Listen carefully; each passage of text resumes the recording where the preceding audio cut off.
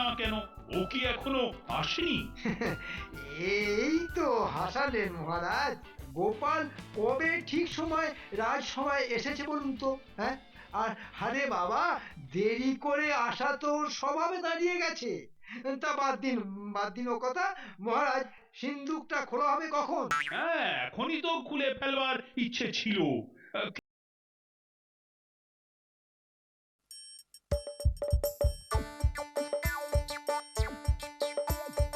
আসছে গোপাল, যাচ্ছে গোপাল, ভাবছে গোপাল, হাসছে গোপাল, আসছে গোপাল, যাচ্ছে গোপাল, ভাবছে গোপাল, হাসছে গোপাল।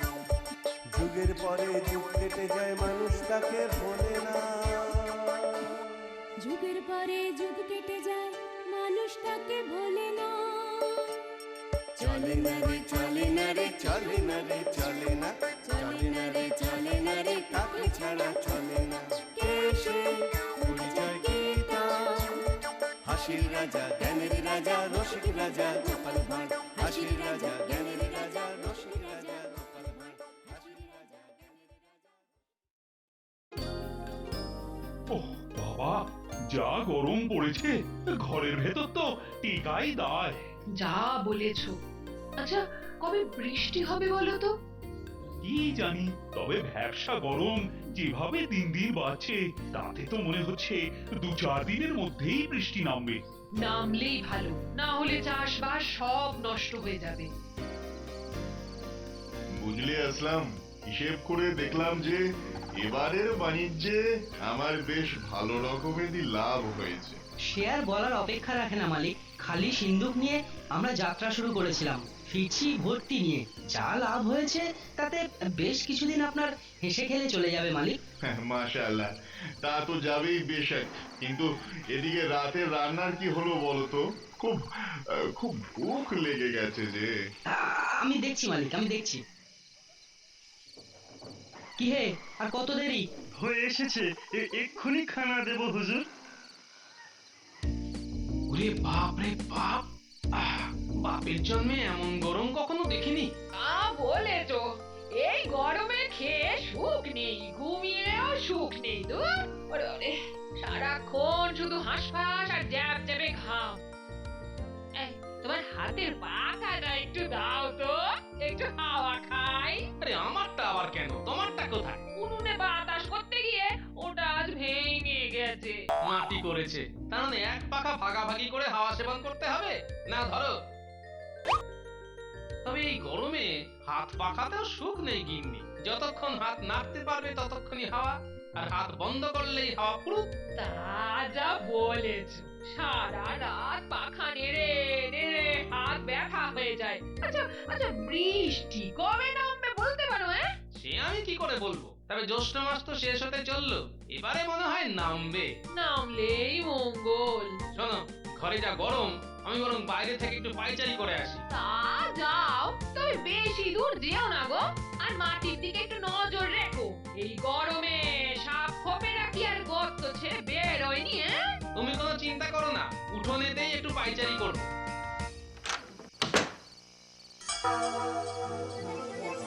কি ব্যাপার, এত রাতে লোকগুলো দল বেঁধে কোথায় চলেছে? সকলের হাতেই মনে হচ্ছে অস্ত্র আছে।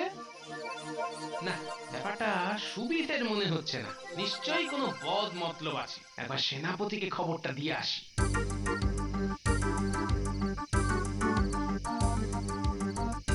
শুনছো, আমি এবার ওই সেনাপতির বাড়ি যাচ্ছি।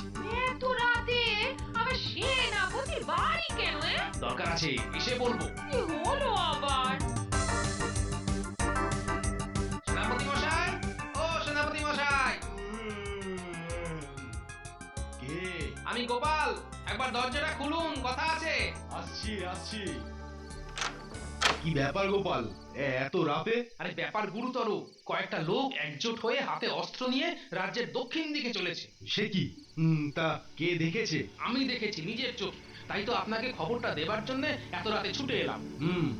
যা বললে তাতে তো মনে হচ্ছে ব্যাপারটা সত্যিই খুব বিপজ্জনক। ওরা হয় ডাকাত, না হয় ওই শত্রুপক্ষের লোক।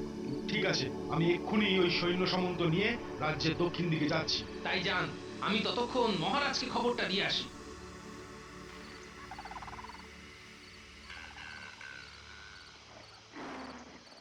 বাহ क्या बात এই কাবাবটা বড় লজিজ হয়েছে বড়িয়া হয়েছে সবকটা রাতের খাবার খেতে বসেছে, এই সুযোগ আমাদের একসাথে ওদের উপরে ঝাঁপিয়ে পড়তে হবে। ঠিক আছে সর্দার। চল সকলে ঝাঁপিয়ে পড়ি।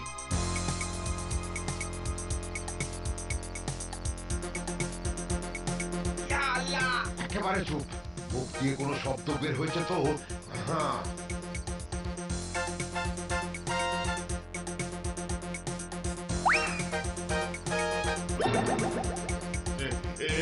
কি হচ্ছে সব? তোমরা কারা? আরে একটু এদিক ওদিক করেছিস কি শেষ করে দেবো। চল তাঁবুর ভেতরে ঢোক।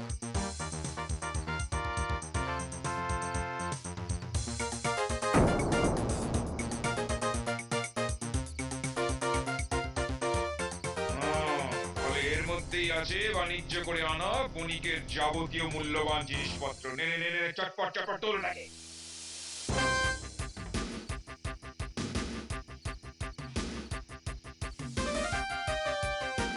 সব কটাকে তাঁবুর ভেতরে নিয়ে গিয়ে তাঁবুতে আগুন ধরিয়ে দে। জ্যান্ত পুড়ে মরুক সব কটা। সকলে জানবে রান্না বান্না করতে গিয়ে তাঁবুতে আগুন লেগে গেছে। সব কটা মরে গেলে আমাদের বিরুদ্ধে কেউ আর রাজার কাছে নালিশও করতে পারবে না।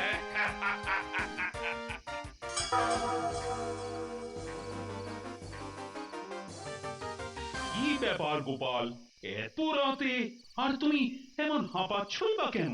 আসলে অনেকটা পথ প্রায় ছুটতে ছুটতে আসছি তো। কিন্তু কেন? মহারাজ, অস্ত্র হাতে কতগুলো লোককে দেখলাম, তারা সব দল বেঁধে রাজ্যের দক্ষিণ দিকে চলেছে। সে কি, আজ তো ভিনদেশী এক বণিক রাজ্যের দক্ষিণ দিকের আমবাগানের ধারে তাঁবু খাটিয়ে রাতের মতো আশ্রয় নিয়েছে। তাহলে মনে হয় যাদের দেখেছি তারা সবাই ডাকাত, আর তাদের নিশানা ওই বণিক। সে কি, ভিনদেশী বণিক রাতের মতো আমাদের রাজ্যে আশ্রয় নিতে এসে কতগুলো ডাকাতের হাতে সর্বস্ব খুইয়ে বসবে? এতে তো আমাদের কৃষ্ণনগরেরই বদনাম হবে। না না না, এসব কোনোভাবেই চলতে দেওয়া যায় না। এক্ষুনি সেনাপতিকে খবর পাঠানো দরকার। ওই কাজটা আমি ইতিমধ্যেই মিটিয়ে এসেছি মহারাজ। সেনাপতিকে খবর দিয়েই তো এখানে এসেছি। এই এই দেখুন, এটা মনে হচ্ছে ওদেরই কাজ। কি সর্বনাশ! তাহলে তো আর দেরি করা যায় না। চলো চলো গোপাল চলো, প্রাসাদের রক্ষীরে নিয়ে আমাকেই এক্ষুনি বেরিয়ে পড়তে হবে। হে মা দুর্গা, বিপদগ্রস্ত মানুষগুলোকে রক্ষা করো মা, রক্ষা করো। ইয়া আলিম মাদাদ!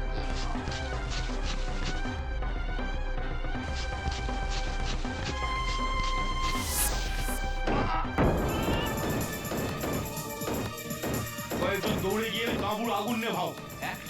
একটাও মানুষ যেন পুড়ে না মরে। তাড়াতাড়ি তাড়াতাড়ি। তারা বললেই মহারাজ আমাদের শুলে চড়াবে, যেমন করেই হোক পালাতে হবে।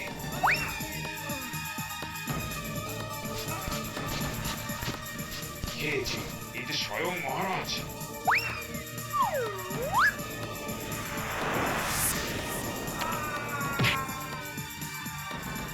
মনে হচ্ছে এটাই পালের গোদা। মহারাজ, আপনার গায়ে কি জোর, ভাবা যায়? এটাকে নিয়ে গিয়ে কারাগারে ভরো। গোপাল তাড়াতাড়ি পা চালিয়ে চলো, কে জানে ওখানে আবার কি হচ্ছে। চিন্তা নেই মহারাজ, বেটা যখন চম্পট মারছিল তখন মনে হয় সেনাপতি ঠিক সময় ওখানে পৌঁছে ওষুধ দেওয়া শুরু করে দিয়েছে। হ্যাঁ, সেটা হলেই সব দিক রক্ষে পায়। নাও নাও নাও, এখন পা চালাও।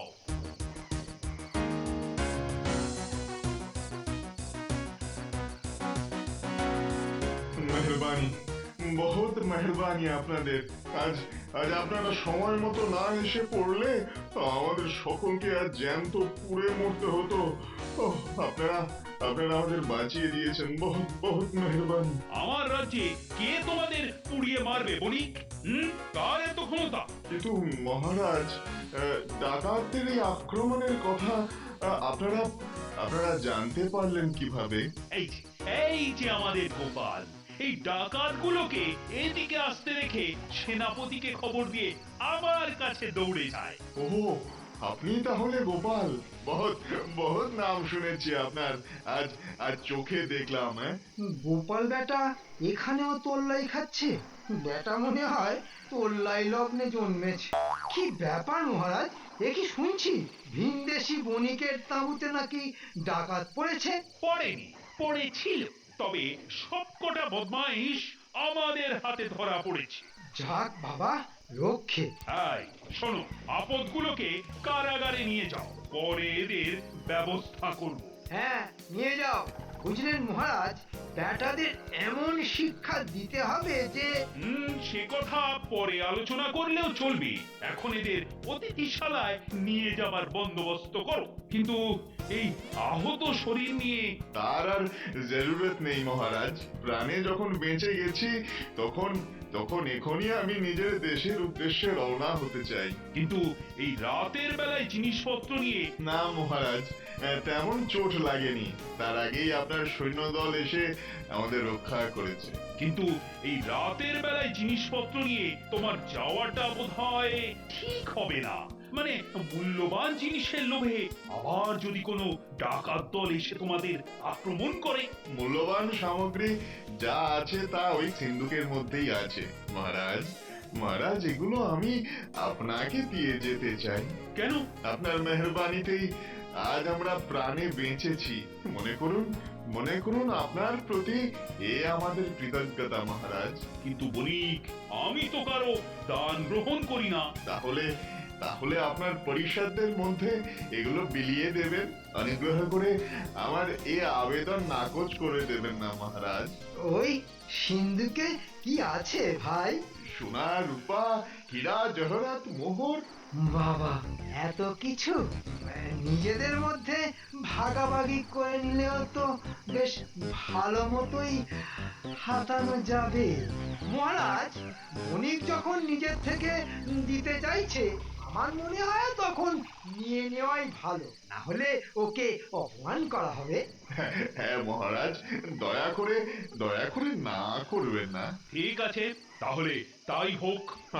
অনেক মেহেরবানি, বহুত মেহেরবানি আপনার। মহারাজ, এগুলো রাজসভায় নিয়ে গিয়ে আমাদের মধ্যেই বিলিয়ে দেওয়া হবে তো? তাই তো হওয়া উচিত। তা কবে হবে? মন্ত্রী মশাইরা তর সইছে না দেখছি। এই, তুমি থামো তো। তা বিলি ব্যবস্থা কবে হবে? বলুন না মহারাজ, বলুন না। কালকে। বাহ, খুব ভালো, খুব ভালো। ঠিক আছে, আমি সকলকে খবর দিয়ে দেবো। হ্যাংলার এক শেষ। আমি তাহলে যাই মহারাজ, খুদা হাফিজ। যাই বলতে নেই ভাই, বলুন আসি।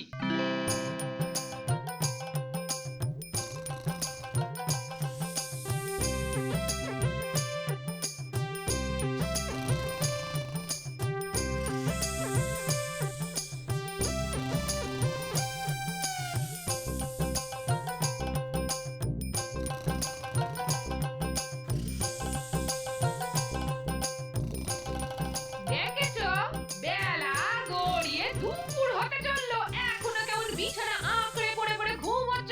এই ওঠো, বলি এই ওঠো না, ওঠো। এই আজকে বলে রাজসভায় মহারাজ সোনা দানা হিরে জহরত বিলি করবেন, সেদিকে খেয়াল নেই মানুষটার। এই বলি, তুমি উঠবে নাকি গায়ে গরম জল ঢেলে দেবো? ভাল লাগে না চাই। কাল সারা রাত ডাকাত করে ঘুম হয়নি। যেই একটু চুপ মতো ঘুমটা এসেছে, অমনি কানের কাছে ঘ্যানর ঘ্যানর ঘ্যানর। ঘ্যানর ঘ্যানর করছি কি আর সাদে গো? সূর্যি ঠাকুর যে মাথার ওপর চড়লেন বলি তোমার জন্য কি রাজসভা বসে থাকবে? আর রাজসভা শুরু হলেই তো মহারাজ সোনা দানা হিরে জহরত বিলি করে বসবেন। সময় মতো না গেলে তো তোমার কপালে লবডঙ্কা জুটবে গো। তাই তো, এ বাবা, কত দেরি হয়ে গেল, তা আগে ডাকতে পারোনি? কেন ডাকবো না? হাতের কাজ ফেলে মাঝে মধ্যে এসে ডেকে গেছি, তুমি চোখ খুললে তো? না না, বড্ড দেরি করে ফেলেছি গো। যাই চট করে টুকটা দিয়ে আসি। তুমি ততক্ষণ ভাত বেড়ে রাখ, বুঝলে?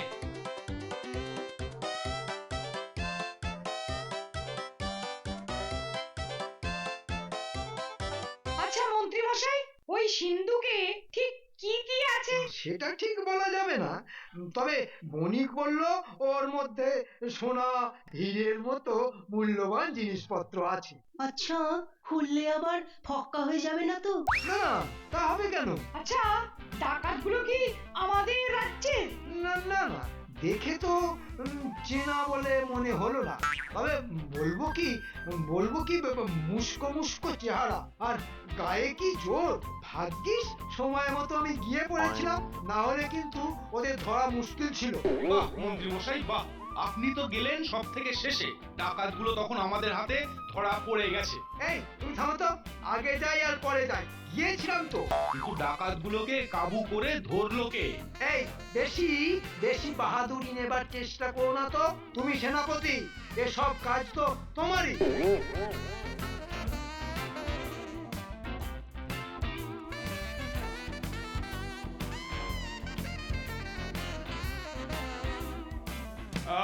তা আশা করি তোমরা সকলেই ইতিমধ্যেই কালকের রাতের ঘটনার কথা শুনেছো। হ্যাঁ মহারাজ, সেই কাক ভোর থেকে উঠে আমি প্রত্যেকের বাড়ি বাড়ি গিয়ে সব জানিয়ে এসেছি। তা গোপালকে দেখছি না কেন? ও কি এখনো আসেনি? এই তো হাসালেন মহারাজ, গোপাল কবে ঠিক সময় রাজসভায় এসেছে বলুন তো? হ্যাঁ, আর আরে বাবা, দেরি করে আসা তো ওর স্বভাবে দাঁড়িয়ে গেছে। তা বাদ দিন ও কথা। মহারাজ, সিন্দুকটা খোলা হবে কখন? হ্যাঁ, এখনই তো খুলে ফেলবার ইচ্ছে ছিল, কিন্তু গোপাল যে আসেনি। কিছু মনে করবেন না মহারাজ, গোপালের সবকিছুই আপনি একটু অন্য চোখে দেখেন। হ্যাঁ, অন্য চোখে দেখি মানে? এই যে গোপাল রোজ রোজ দেরি করে এলেও আপনি তাকে কিছু বলেন না, এদিকে আমাদের দেরি হলেই আপনার কাছ থেকে কথা শুনতে হয়।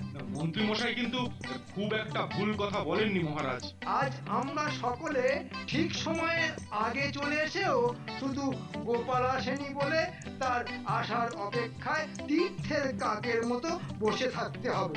ঠিক আছে, তাহলে আর গোপালের জন্য অপেক্ষা না করে সিন্দুক খোলা হোক। এই তো ঠিক মহারাজের মতো কথা। সিন্ধুক খোলার পর আমি শুরু বললেই তোমরা যে যতটা পারবে নিয়ে নেবে। ধরো এটা একটা নিয়ে নেবার প্রতিযোগিতা। রকি, সিন্ধুকের ডালা খোলো।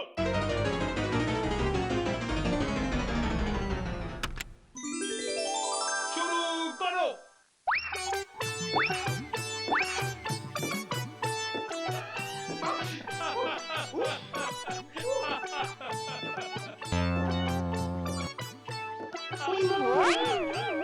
দুষ্টু, তুমি যতই ল্যাং মারো, মুঠো আমি করে আছি অনেক শক্ত আরো। কি বিজ্ঞানী, তুমি দূরে দাঁড়িয়ে আছো কেন? আরে নাও নাও, না হলে যে সব শেষ হয়ে যাবে। আমি যে গুটি পারি না মহারাজ। এই, বিজ্ঞানীকে একটু নিতে দাও।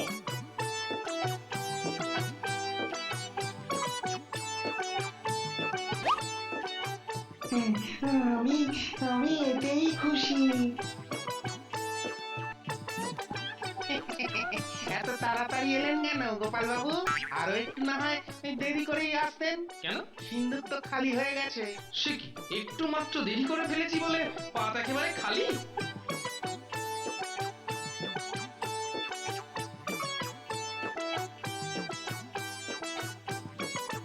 হে, সবকিছু তো একেবারে চেটে পুটে নিয়েছে দেখছি। তোমার কপালে আর কিছুই নেই গোপাল। নেই কেন বলছেন মহারাজ? আছে। আছে? হ্যাঁ মহারাজ, আছে। একটা ছোট্ট রূপোর বাটি, খুব ছোট তো, তাই কেউ নেয়নি বলে সিন্ধুকের এক কোণে পড়ে আছে। তাহলে গোপাল তুমি ওটাই নাও। কি আর করা যাবে, যার যেমন কপাল। আশা করি এবার থেকে সময় মতো রাজসভায় আসবে, আর না এলেই এমন করেই ঠকেও যাবে।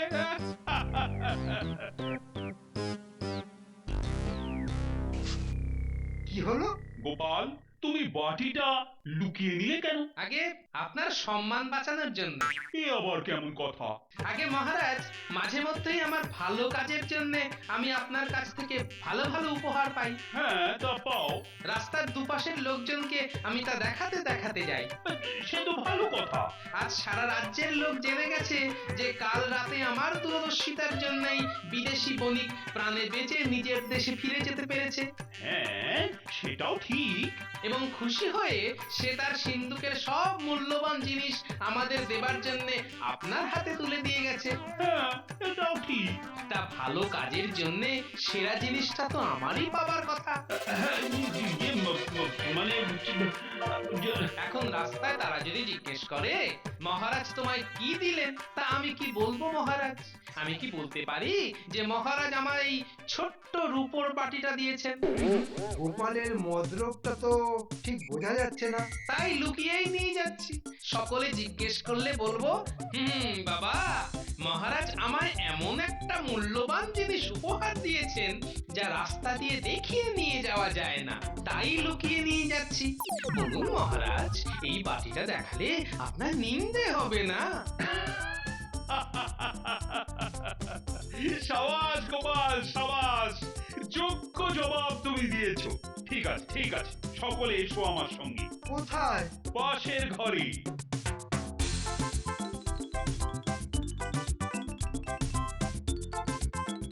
সকলে ভালো করে উপরের দিকে তাকিয়ে দেখো। কি দেখছো? হুবহু এক রকমের দেখতে দুটো মাটির হাঁড়ি। ঠিক, হুবহু এক দেখতে দুটো মাটির হাঁড়ি। তফাৎটা হলো একটা বিলকুল ফাঁকা আর অন্যটা সোনার মোহরে ভর্তি। মোহরে ভর্তি? হ্যাঁ, যে ওই ফাঁকা হাঁড়িটা বের করতে পারবে সে মোহর ভর্তি হাঁড়িটা পাবে। আর আর কি? আর ভুল হলে সিন্ধুক থেকে সে যে সমস্ত জিনিস পেয়েছে তার সমস্তই ফিরিয়ে নেওয়া হবে। সকলকে বলছি, দাও, চেষ্টা করে দেখো। ধরো এটাও একটা বুদ্ধির প্রতিযোগিতা। ও মন্ত্রী মশাই, একবার চেষ্টা করে দেখবেন নাকি? রক্ষে করো বাবা। কেন? আরে এভাবে চোখে দেখে কি বলে দেওয়া যায় নাকি কোনটা ফাঁকা আর কোনটা ভর্তি? আর ভুল হলে যেটুকু পেয়েছি সেটাও দিয়ে দিতে হলে তো ঘটি বাটি সব যাবে। এ কি, কেউ তো এগিয়ে আসছে না দেখছি। তা গোপাল, তুমি কি পারবে? কি যে বলেন মহারাজ, আমরা এতগুলো লোক যেখানে পারছি না সেখানে কিনা গোপাল পারবে?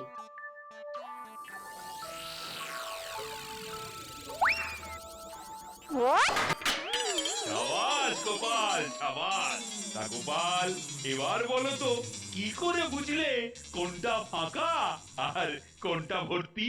মহারাজ, আমি ভালো করে লক্ষ্য করে দেখলাম একটা হাড়ি হাওয়ায় অল্প একটু দুলে উঠলো, কিন্তু অন্যটা দুললো না। বুঝে গেলাম যে যেই হাড়িটা দুলে উঠলো সেই হাড়িটা ফাঁকা, আর অন্যটা যেটা হাওয়ায় দুললো না সেটা ভর্তি। আর বোঝা মাত্র ফাঁকা হাড়িটার দিলাম পেট ফাটিয়ে। দেখো দেখো, গোপালের ক্ষুরধার বুদ্ধিটা দেখো। এসো গোপাল, এসো, কাছে এসো। কথা যখন দিয়েছি তখন ভর্তি হাঁড়ির সব মোহরই তুমি পাবে। আর পাবে, আবার কি পাবে? আমার এই মণিমাণিক্য খচিত হারটি। কি গোপাল, এবার আর লুকিয়ে নিয়ে যেতে হবে না তো? সকলের চোখের সামনে দিয়ে গলায় দুলিয়ে যাব মহারাজ। যা, এবারও গোপাল বাজি মারলো। যা, যার যেমন কপাল।